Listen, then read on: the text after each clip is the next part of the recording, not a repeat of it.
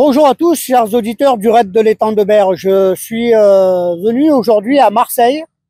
Je suis actuellement devant le palais de justice où j'ai rendez-vous avec notre avocat, Alain Lotte, avocat au barreau de Marseille.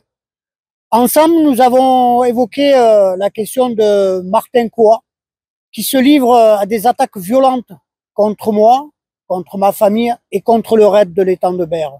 Alors ensemble, nous allons, avec notre avocat, monter une stratégie. Nous avons déposé plainte contre lui, contre la société qu'il dirige, sa société familiale, et nous poursuivrons lui et tous ceux qui l'aident dans cette cabale contre nous et contre le Raid de l'étang de Berre.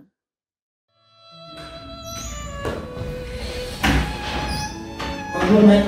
Bonjour cher monsieur, donnez-vous la peine de vous installer, je vous en prie. Merci.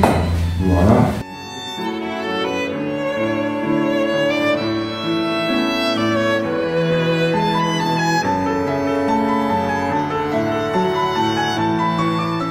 Bonjour à tous et à chacun, je suis Alain Lotte, avocat au barreau de Marseille, et je suis l'avocat de Jean-Philippe Garcia. Si j'éprouve le besoin de prendre la parole aujourd'hui, c'est pour que une entreprise qui est menée depuis plusieurs mois par M. Martin Coé soit réduite à néant et que tous ceux qui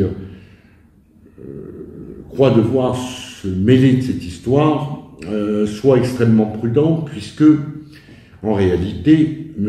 Coé a perdu toutes les procédures qu'il a engagées contre M. Garcia. Le tribunal judiciaire de Marseille lui a donné tort, la cour d'appel d'Aix-en-Provence lui a donné tort, la cour de cassation, qui est la juridiction suprême, lui a donné également tort, et j'observe également que ce personnage, même s'il a perdu ses procès, s'est bien gardé de régler les frais de justice auxquels il avait été condamné.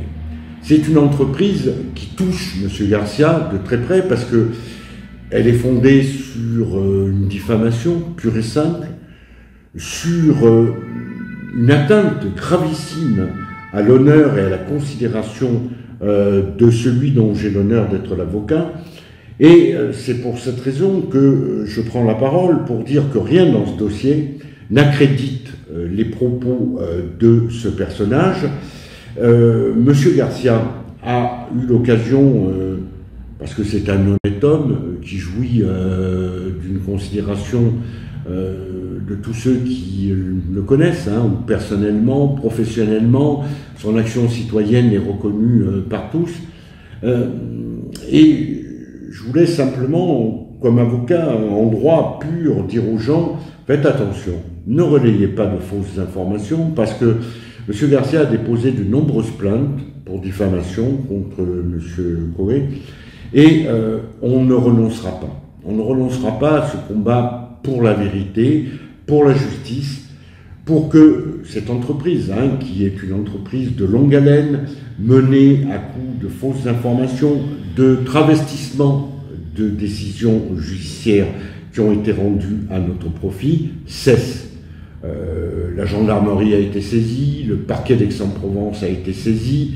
Je ne doute pas qu'à un moment donné, M. Coé doit répondre des faits de diffamation que nous lui reprochons. Et à partir de ce moment-là, je crois qu'il serait, pour tous ceux qui vont voir cette vidéo, il serait sage de s'abstenir de relayer de fausses informations, parce que si vous le faites, vous êtes également pénalement répréhensible, et M. Garcia n'hésitera pas du reste à poursuivre tous ceux qui participent, quelquefois je dirais de bonne foi, la plupart du temps de mauvaise foi, à cette entreprise qui est une entreprise à laquelle chaque citoyen à l'heure actuelle peut être confronté. Comment voulez-vous lutter contre quelqu'un qui depuis des mois dit n'importe quoi, invente des décisions de justice, prétend qu'elles lui sont favorables, alors que je tiens à la disposition de tous ceux qui seraient intéressés les décisions de justice qui ont été rendues et qui à chaque fois, ont donné raison à M. Garcia, ont condamné M. Coué, et à un moment donné, cette situation ne peut pas perdurer, elle ne doit s'arrêter, le parquet d'Aix-en-Provence sera amené de toute façon à se prononcer.